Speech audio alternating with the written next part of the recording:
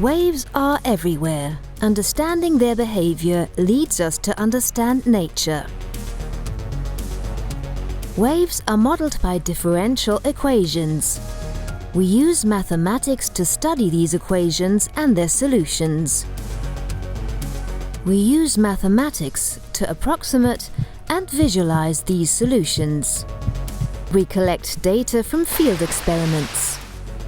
For me, the most fascinating aspects of our collaborative research center are the chances for collaboration and interdisciplinarity. On top of that, it inspires me to work with talented young scientists from all over the world and to support them in their individual careers. We discuss and prove theorems. We construct and implement efficient numerical methods. We intertwine analysis and numerics. We relax and take a break. We enjoy life and meeting other people.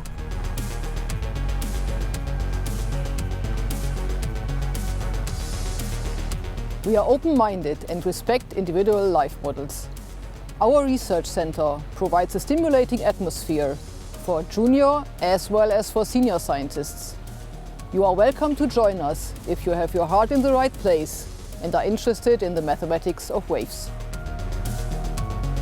We come from 20 different countries and speak one language: mathematics.